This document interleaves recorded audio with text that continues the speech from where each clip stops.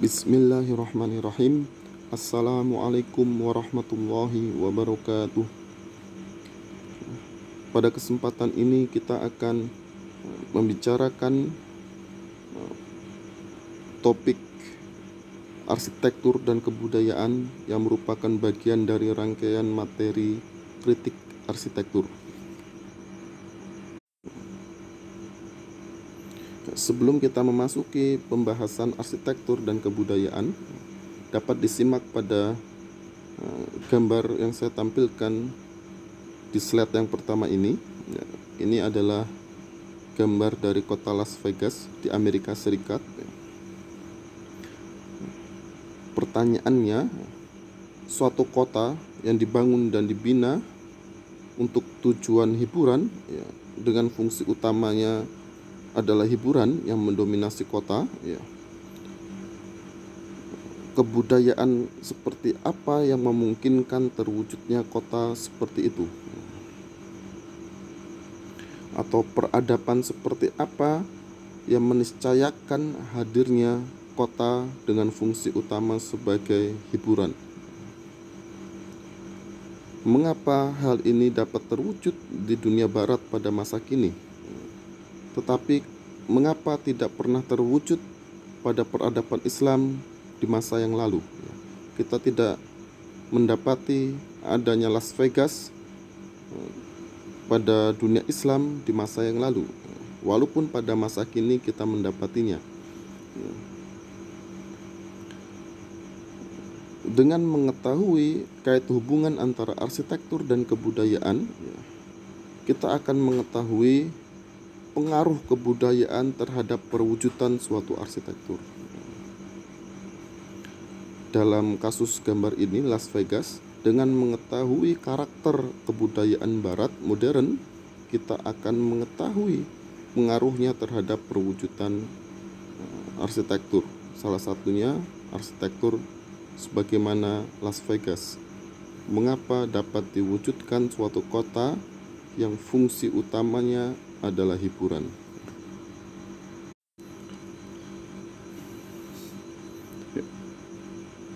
Untuk mengetahui relasi antara atau kait hubungan antara arsitektur dan kebudayaan, kita harus mengawalinya dengan pembahasan hubungan antara arsitektur dan manusia, yakni arsitektur sebagai kebutuhan bagi manusia.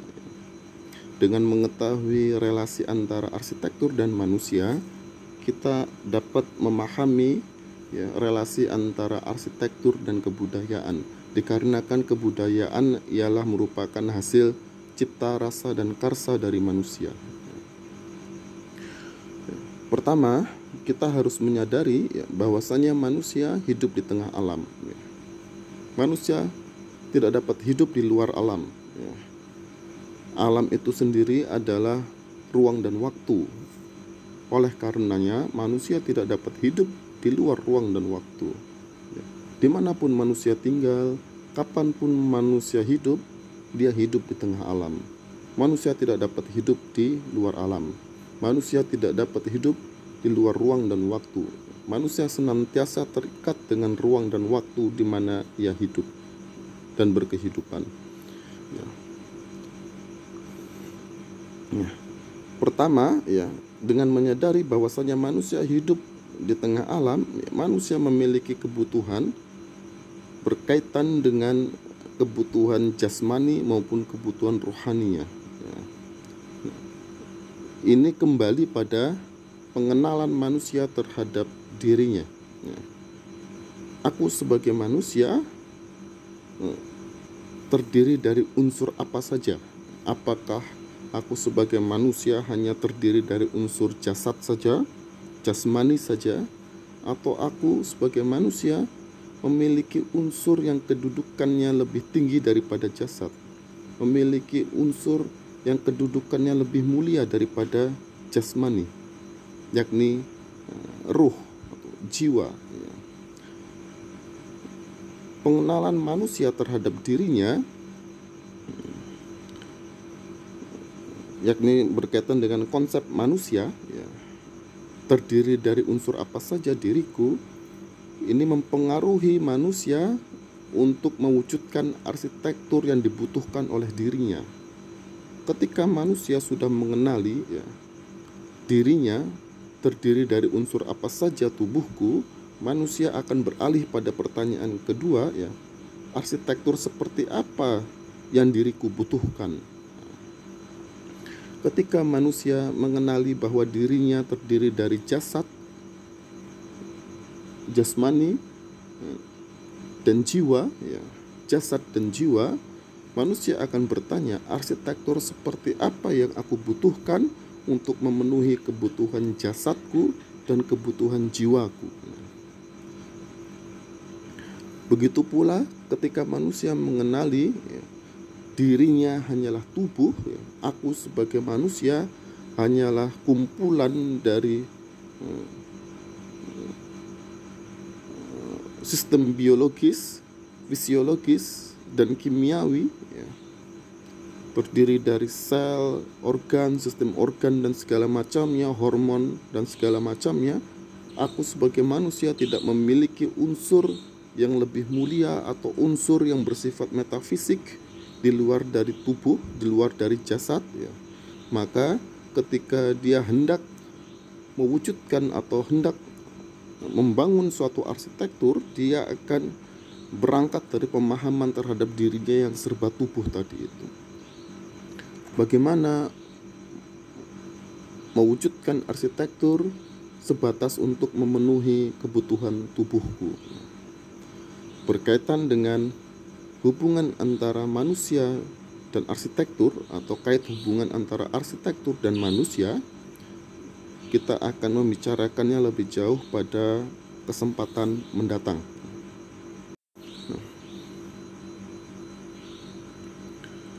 Bahwasanya pengenalan manusia terhadap dirinya menjadi landasan bagi manusia untuk mewujudkan arsitektur yang dibutuhkannya.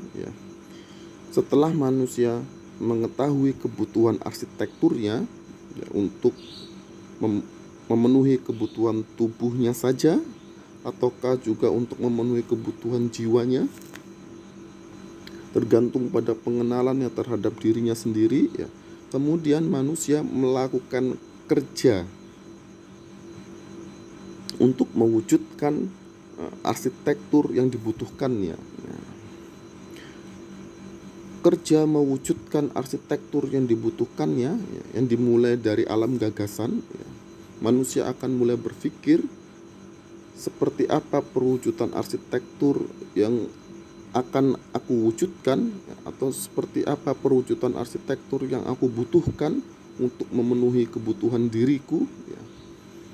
Kemudian setelah di alam gagasan terwujud, manusia mulai melakukan kerja fisik dengan berperilaku tertentu untuk membangun atau merancang, dimulai dari merancang kemudian membangun arsitektur. Upaya-upaya yang dilakukan manusia atau kerja yang dilakukan manusia untuk mewujudkan arsitektur yang dibutuhkannya, inilah yang disebut dengan kebudayaan. Sehingga kebudayaan adalah upaya manusia mempertahankan hidupnya dan membina kehidupannya di tengah alam dengan memanfaatkan alam. Manusia hidup di tengah alam, memanfaatkan alam untuk mempertahankan hidup dan membina kehidupannya dalam rangka memenuhi kebutuhan dirinya, salah satunya dalam hal arsitektur. Manusia membutuhkan arsitektur, tubuh manusia membutuhkan arsitektur, jiwa manusia membutuhkan arsitektur. Kemudian manusia bekerja untuk memenuhi kebutuhannya itu dengan memanfaatkan alam. Inilah yang disebut dengan kebudayaan.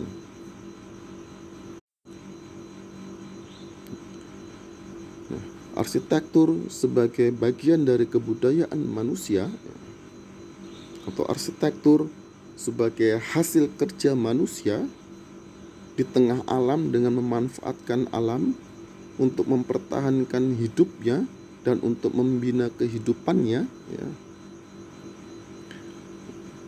membawa kita pada dua pertanyaan. Yang pertama, seperti apa relasi atau kait hubungan antara arsitektur dengan unsur kebudayaan lainnya? Kita mengetahui bahwasannya kebudayaan manusia memiliki beragam unsur yang antar unsurnya saling terikat atau saling mempengaruhi. Salah satu unsur kebudayaan tersebut adalah arsitektur. Unsur yang lain dapat kita sebutkan adalah politik, sosial, ekonomi, pendidikan, dan lain sebagainya. Pertanyaan pertama, seperti apa relasi arsitektur dengan unsur kebudayaan yang lain? Inilah yang akan menjadi pertanyaan pada materi ini atau pada kesempatan ini untuk kita bahas secara panjang lebar berkaitan dengan relasi antara arsitektur dan kebudayaan manusia. Pertanyaan kedua, sebagai bagian dari kebudayaan manusia, apakah arsitektur memiliki nilai kebenaran yang universal atau relatif? Yang ini sedang menjadi salah satu permasalahan besar di bidang arsitektur. Apakah arsitektur memiliki nilai kebenaran yang universal? Satu arsitektur untuk seluruh umat manusia, satu arsitektur yang paling benar, atau satu arsitektur, satu model arsitektur yang benar, yang diperuntukkan untuk seluruh manusia.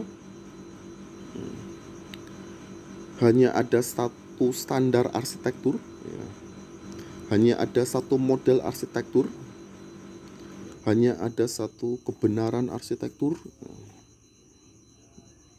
yang diperuntukkan untuk seluruh manusia. Yang ini merupakan ekses dari globalisasi,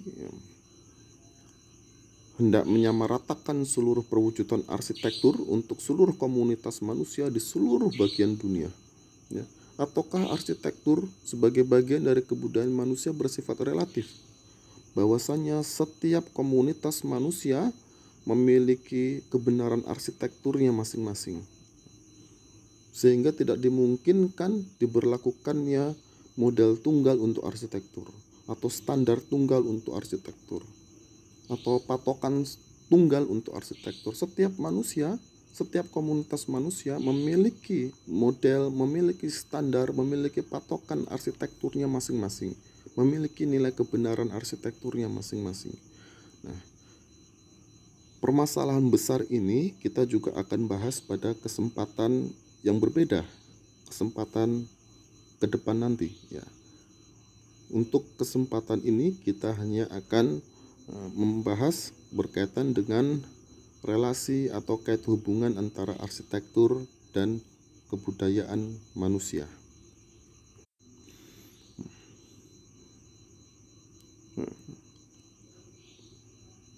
Terkait dengan relasi atau kait hubungan antara arsitektur dan kebudayaan manusia, kita mengenal 3 model relasi.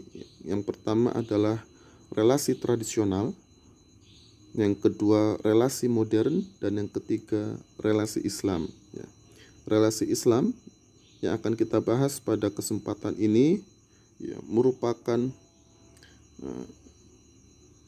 realisasi dari pengkajian arsitektur Islam, yang membedakan arsitektur Islam dengan arsitektur selainnya dilihat dari relasinya antara arsitektur dan kebudayaan manusia. Yang pertama, kita akan mulai dengan relasi tradisional.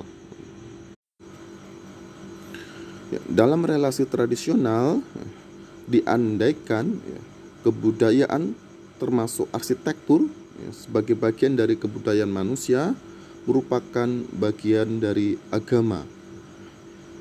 Seluruh kebudayaan manusia adalah agama, bagian dari agama. Sehingga arsitektur yang merupakan bagian dari kebudayaan manusia adalah bagian dari agama. relasi tradisional ini pada umumnya menjadi landasan bagi perwujudan arsitektur tradisional ya, di wilayah manapun di seluruh dunia ya. Dengan dijadikannya arsitektur sebagai bagian dari agama atau kebudayaan manusia sebagai bagian dari agama, maka arsitektur tersebut bersifat statik ya. Dikarenakan agama sifatnya statis, agama dinilai sudah final, sudah selesai.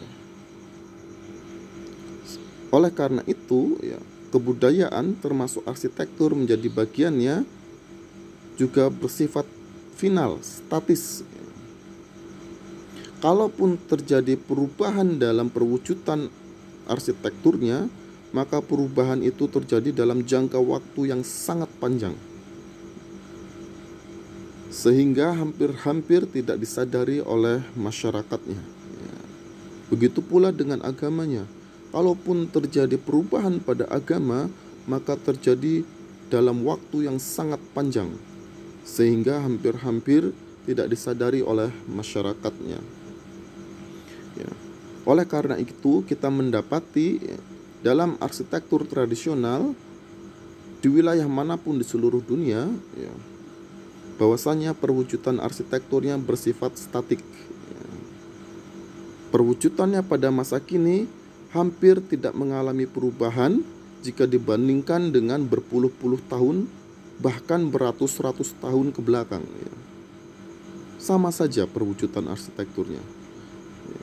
Baik dari segi tata nilainya, dari segi tata ruangnya, dari segi struktur konstruksinya, bahannya, dan lain sebagainya, hampir tidak mengalami perubahan yang signifikan.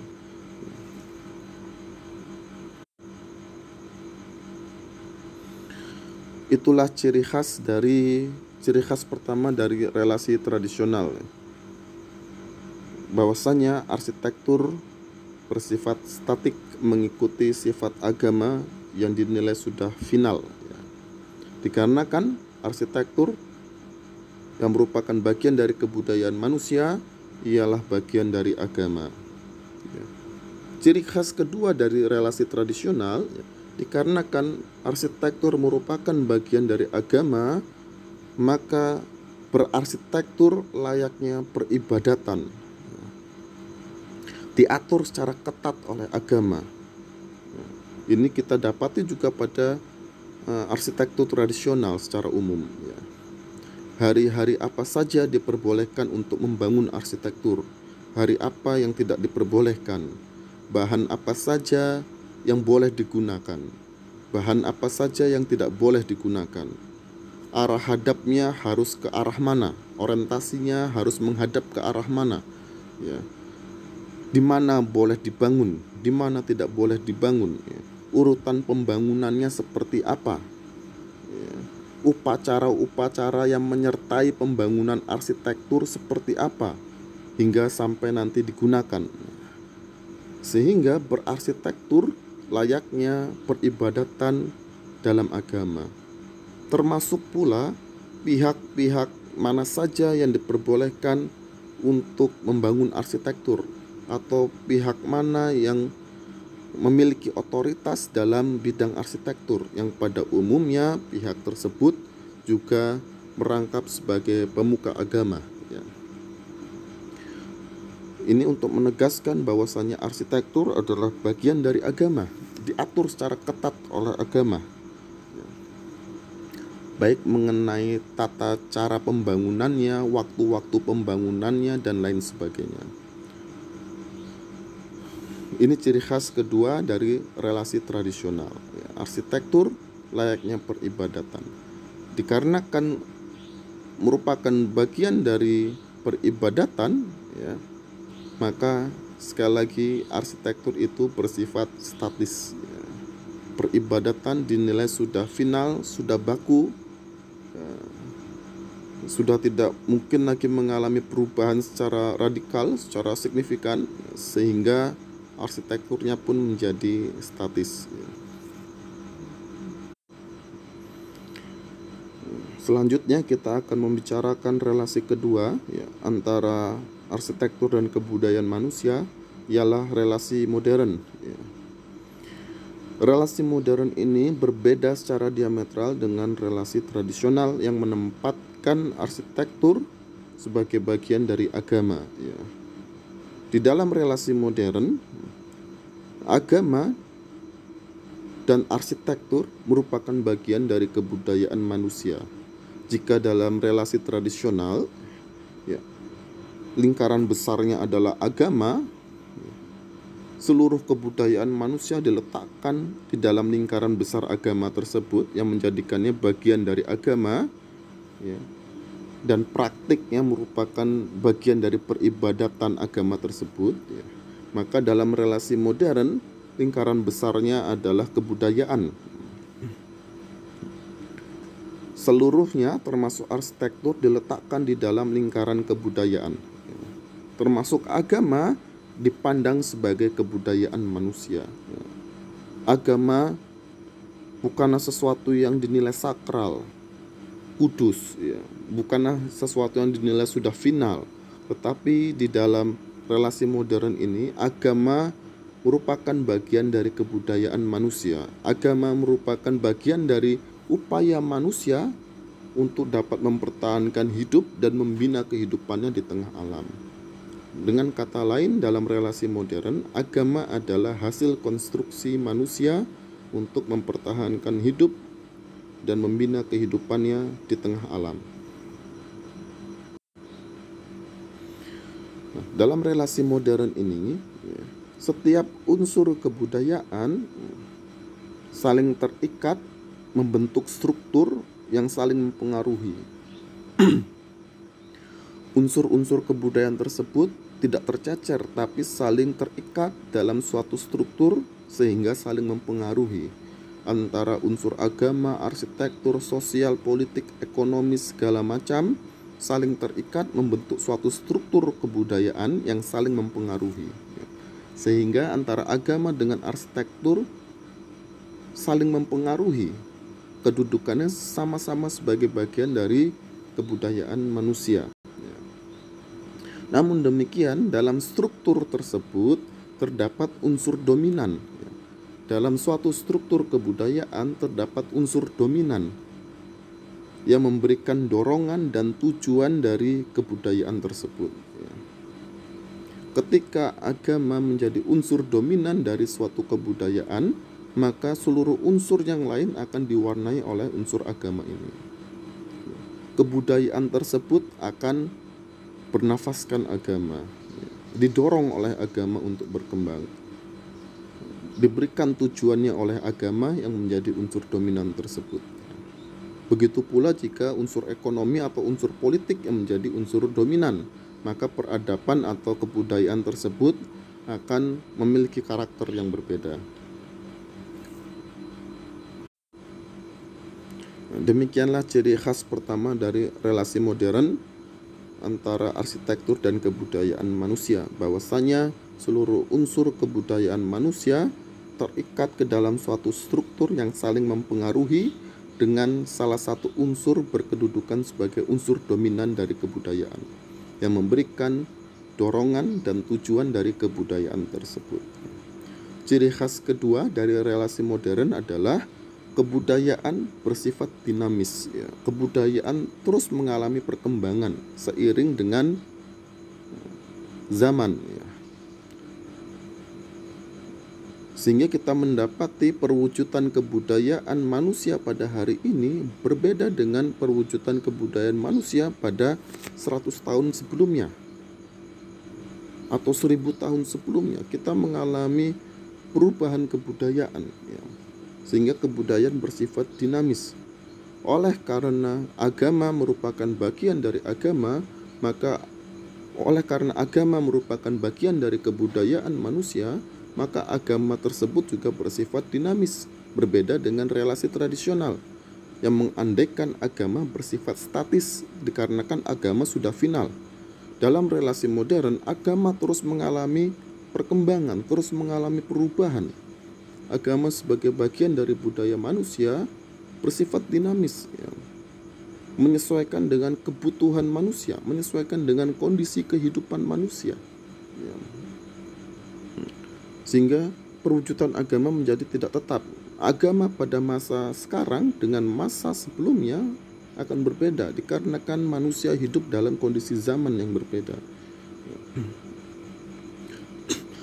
Dikarenakan kebudayaan bersifat dinamis, agama pun bersifat dinamis. Termasuk arsitektur juga bersifat dinamis dikarenakan arsitektur menjadi bagian dari kebudayaan manusia.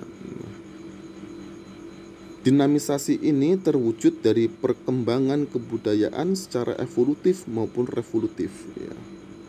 Arsitektur terus mengalami perkembangan secara evolutif, secara perlahan-lahan maupun secara revolutif.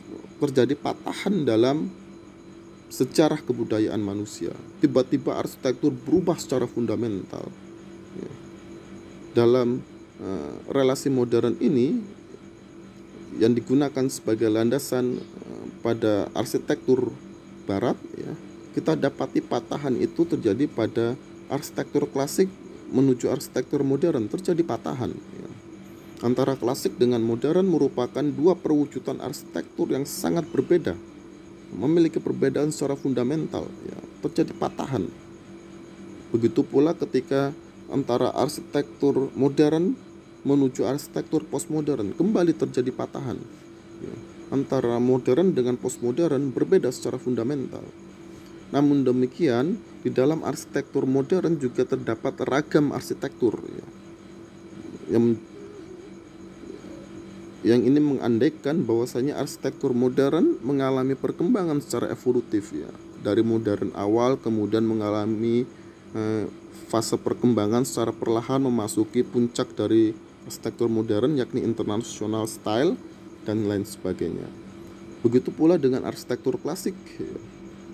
Terdapat ragam arsitektur klasik yang berkembangnya secara evolutif. Tiba-tiba terjadi patahan memasuki arsitektur modern. Arsitektur modern pun mengalami perkembangan secara evolutif, kemudian terjadi patahan memasuki arsitektur postmodern. Begitu pula arsitektur postmodern mengalami perkembangan secara evolutif, yang pada suatu saat nanti juga akan mengalami perkembangan secara revolutif, terjadi patahan, ya. Nah, relasi modern ini dengan dua ciri khasnya tadi, ya, dapat kita gunakan untuk memahami perkembangan dari arsitektur barat, ya. Dimulai dari arsitektur klasik, baik dari masa Yunani kuno hingga masa Renaissance, ya. Bahwasanya pada periodisasi klasik tersebut, ya, kebudayaan barat yang menempati unsur dominan adalah agama, ya. Arsitekturnya diberikan dorongan dan tujuan, ya, dipengaruhi sangat kuat oleh unsur dominan agama ini. Unsur agama merupakan unsur dominan dalam kebudayaan barat klasik, baik pada masa Yunani kuno, masa Romawi, masa Romanes, masa Gotik, sampai masa Renaissance. Pengaruh agama sangat kuat, sehingga ketika berbicara perwujudan excellent atau par excellence-nya arsitektur klasik barat, kita akan menyebut kuil, gereja sebagai representasi dari arsitektur agama. Memasuki arsitektur modern terjadi patahan. Patahan ini disebabkan terjadinya perpindahan unsur dominan atau terjadinya perubahan unsur dominan dari agama menjadi ekonomi produksi, ya. Pada masa yang lalu, ya, unsur ekonomi dipengaruhi oleh unsur agama. Sebagaimana kita tahu, ya, aktivitas perekonomian pada masa klasik Eropa, ya, selain dipengaruhi oleh politik, juga sangat kuat dipengaruhi oleh agama, ya. Gereja sebagai otoritas agama memiliki tujuan-tujuan ekonomi. Ekonomi digerakkan untuk tujuan-tujuan agama. Berbeda ketika masa modern. Unsur dominan dari agama beralih pada ekonomi produksi. Dalam relasi ini, arsitektur sangat kuat dipengaruhi oleh unsur ekonomi produksi ini, termasuk agama. Sekarang agama yang dipengaruhi oleh unsur ekonomi produksi. Salah satu ciri khas dari ekonomi produksi adalah nilai efisiensi. Kebudayaan manusia dinilai dengan standar-standar ekonomi, termasuk arsitektur, sehingga perwujudan arsitekturnya menjadi arsitektur yang modular, dengan sistem pabrikasi untuk menekan biaya produksi, dapat diproduksi dalam waktu yang cepat, simetrik, presisi, satu modul untuk seluruh arsitektur, hingga arsitekturnya menjadi arsitektur bergaya pabrik. Kemudian mengalami evolusi, arsitektur modern ini sampai pada patahannya, terjadi perubahan unsur dominan, walaupun ekonomi tetap menjadi unsur dominan, tetapi terjadi pembalikan. Dalam masa modern, ekonomi produksi menjadi unsur dominan. Sementara ketika memasuki masa postmodern, ekonomi konsumsi menjadi unsur dominan, dari produksi ke konsumsi.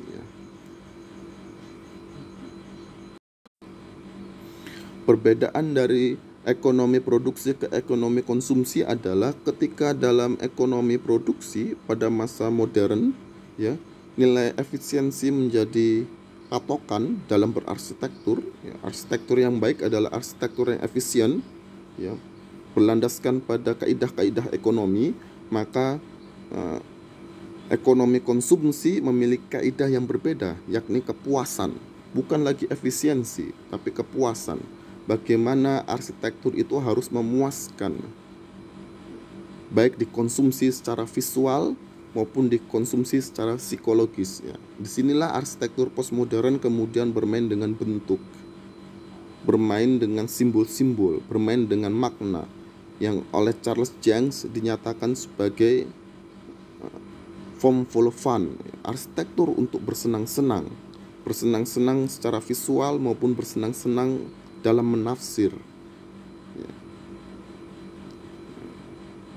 Maka dalam arsitektur postmodern yang dipentingkan adalah kepuasan mengkonsumsi, termasuk agama diarahkan atau dipengaruhi kuat dengan ekonomi konsumsi ini. Tidak terkecuali pula arsitektur. Di masa klasik dipengaruhi oleh agama, di masa modern oleh ekonomi produksi, dan pada masa postmodern dipengaruhi oleh ekonomi konsumsi. Inilah perwujudan dari relasi modern terkait dengan hubungan antara arsitektur dan kebudayaan manusia. Relasi terakhir yang akan kita bicarakan adalah relasi Islam. Setelah sebelumnya kita telah membahas relasi tradisional dan relasi modern dalam konteks hubungan atau relasi antara arsitektur dan kebudayaan manusia. Relasi Islam untuk membahas hubungan antara arsitektur dan kebudayaan manusia berangkat dari konsep ad-din. Menurut Ghazalba, ad-din merupakan atau termuat di dalamnya secara konseptual, hubungan antara manusia dengan Tuhan, hubungan antara manusia dengan dirinya, dan hubungan antara manusia dengan sesama dan alam. Secara struktur, kita dapat melihat pada slide yang saya tampilkan bahwasanya ad-din terdiri dari akidah, ibadah mahdoh, dan ibadah ghairu mahdoh. Ini yang disebut dengan ad-din oleh Ghazalba, bahwasanya ad-din tidak hanya terdiri dari akidah dan ibadah mahdoh saja, atau akidah dan ibadah ritual saja, tetapi tercakup di dalam ad-din adalah ibadah ghairu mahdoh. Hal ini dikarenakan menurut Ghazalba, ad-din memiliki hukum perimbangan, yakni meliputi kehidupan dunia dan kehidupan akhirat. Ad-din menghendaki manusia untuk menyeimbangkan kebutuhan hidupnya di dunia dan kebutuhan akhiratnya. Sehingga di dalam ad-din termuat di dalamnya adalah ibadah mahdoh dan ibadah ghairu mahdoh. Yang satu berorientasi langsung ke akhirat, untuk kehidupan akhirat, yang satu berorientasi pada kehidupan dunia, pada pembangunan kehidupan dunia. Sehingga ad-din meliputi kehidupan akhirat dan kehidupan dunia.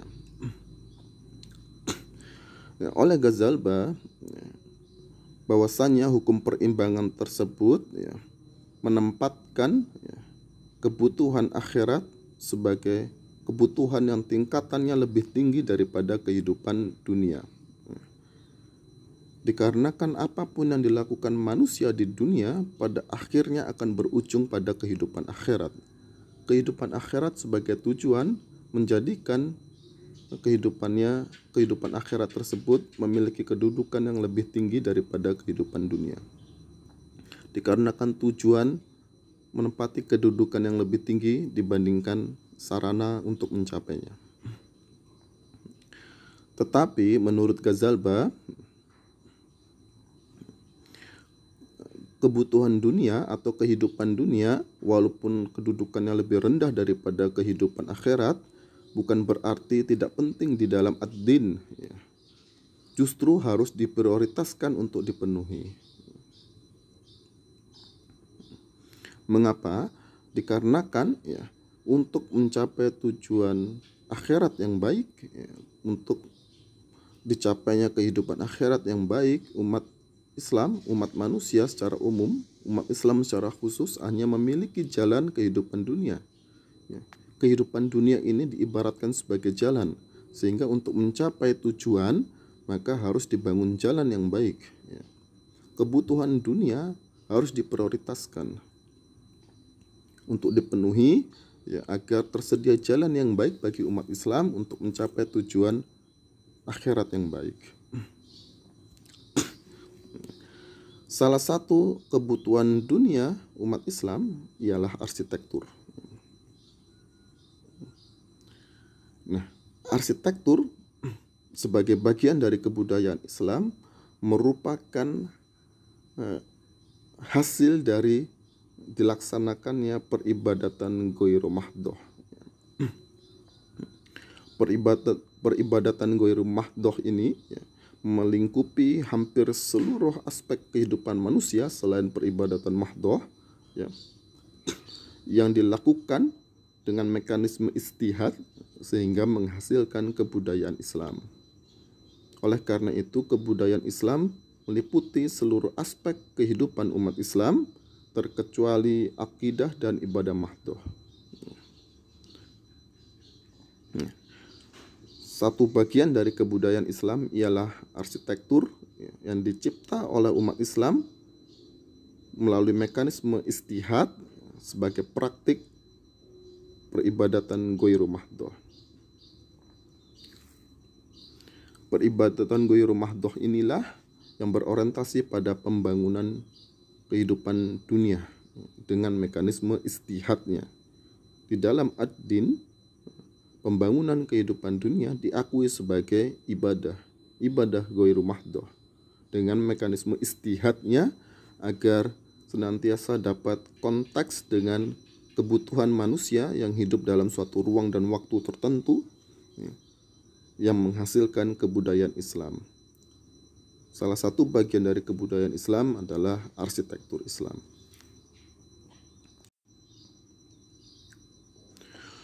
Oleh karena itu, menurut Syed Naqib Al-Atas, kebudayaan Islam adalah kebudayaan yang dicipta oleh umat Islam, masyarakat Islam yang mengenakan pengaruh keislaman ke atas segala bidang kehidupannya.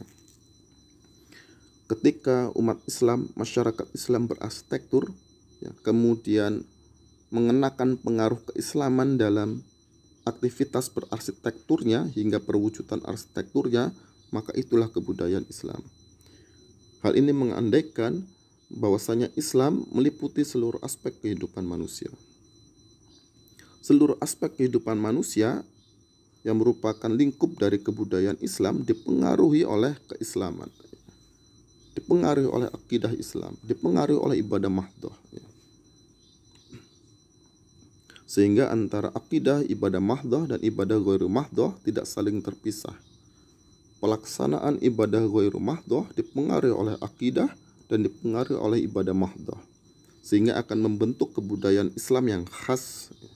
Begitu pula dalam aspek arsitektur Islam. Ketika masyarakat Islam berarsitektur dipengaruhi oleh akidah dan ibadah mahdoh yang sudah dijalaninya, maka terwujudlah kebudayaan Islam. Maka terwujudlah arsitektur yang khas Islam. Sementara menurut Ghazalba, kebudayaan Islam adalah cara berpikir dan cara merasa yang berasaskan wahyu dan ajaran Nabi, dan menyatakan diri dalam seluruh segi kehidupan dari segolongan manusia yang membentuk lingkungan sosial dalam suatu ruang dan waktu tertentu. Istihad, cara berpikir dan cara merasa yang berasaskan pada wahyu dan ajaran Nabi. Dalam mewujudkan arsitektur, dibutuhkan kemampuan berpikir dan kemampuan merasa untuk menjadikannya sebagai bagian dari kebudayaan Islam. Maka cara berpikir dan cara merasa itu harus berasaskan pada wahyu dan ajaran Nabi. Maka jadilah arsitektur yang menjadi khas Islam. Oleh karena itu, dalam struktur ad-din ini, arsitektur sebagai bagian dari kebudayaan Islam termuat di dalam struktur ad-din, tidak dapat dilepaskan dari ibadah mahdoh dan akidah Islam. Struktur ad-din ini secara singkat disebutkan oleh Syed Naqib Al-Atas bahwasanya agama yang sebenarnya, yakni Islam, adalah bunda dari kebudayaan. Kebudayaan adalah anak dari agama, anak dari agama Islam. Tidak sebagaimana relasi tradisional, agama adalah termuat di dalamnya kebudayaan, kebudayaan adalah agama. Juga tidak seperti relasi modern, agama adalah kebudayaan. Tetapi dalam relasi Islam, agama adalah bunda yang melahirkan kebudayaan sebagai anak. Antara keduanya dapat kita pisahkan. Ada yang menjadi ibundanya, ada yang menjadi anaknya. Tetapi antara ibunda dan anak, relasinya tidak dapat saling dipisahkan. Seorang anak membutuhkan ibundanya, begitu pula ibunda membutuhkan anaknya. Berbeda dengan relasi modern maupun relasi tradisional, antara anak dan ibundanya tidak dapat dipisah, tidak dapat dibedakan. Kebudayaan identik dengan agama dalam relasi tradisional, atau agama identik dengan kebudayaan dalam relasi modern. Sementara dalam relasi Islam, antara agama dan kebudayaan dapat dipisahkan, tetapi secara relasional tidak dapat dipisahkan. Dapat dibedakan, tetapi secara relasional tidak dapat dipisahkan. Kita mengetahui mana bagian dari agama yang sifatnya statis, yakni akidah dan ibadah mahdoh, dan kita mengetahui mana bagian dari agama yang bersifat dinamik, yakni kebudayaan. Tetapi antara yang statis dengan yang dinamis itu tidak dapat dipisahkan. Inilah yang dimaksud dengan relasi Islam dalam konteks hubungan antara arsitektur dan kebudayaan manusia. Dapat kita lihat perwujudannya dalam keragaman perwujudan fisik arsitektur Islam yang dicipta oleh umat Islam. Perwujudan fisiknya bersifat dinamik. Setiap tempat, setiap waktu umat Islam memiliki perwujudan arsitekturnya yang dinamis, yang berbeda-beda, beraneka ragam, saling berbeda. Tidak masalah. sebagai bagian dari kebudayaan Islam yang dicipta umat Islam dengan mekanisme ijtihad terkait dengan kondisi lingkungan, kondisi zaman, kebutuhan, kondisi ekonomi dan segala macam, ya, meniscayakan perwujudan arsitekturnya berbeda-beda. Ya. Tetapi ada bagian tetap dari arsitektur tersebut, ya, yang terhubung dengan unsur-unsur tetap dalam ad-din Islam, yakni akidah maupun ibadah mahdoh. Ya, nilai-nilainya tetap. Sehingga kata Profesor Ismail Rajib Faruqi, dalam arsitektur Islam, dari bagian barat peradaban Islam, Andalusia sampai bagian timur, memiliki perwujudan fisik yang berbeda-beda, tetapi memiliki nilai yang sama. Apa nilai yang sama itu? Tauhid, kata Ismail Rajib Faruqi. Perwujudan arsitektur yang berbeda-beda itu landasannya tauhid, landasannya satu. Inilah yang menjadikan arsitektur Islam memiliki unsur tetap dan unsur dinamik.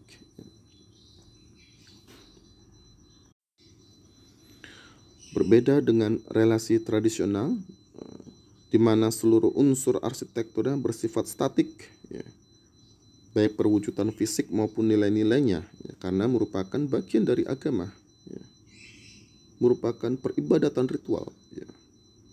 Perwujudan fisiknya tidak mengalami perkembangan, begitu pula dengan nilai-nilainya. Berbeda pula dengan relasi modern, ya, antara perwujudan fisik dan nilai-nilainya terus mengalami perombakan, terus mengalami perubahan, seiring dengan perubahan unsur dominan dari struktur kebudayaan tersebut. Di dalam Islam sekali lagi ada bagian tetap, yakni nilai-nilai, ada bagian yang dinamik berkaitan dengan perwujudan fisik. Ya.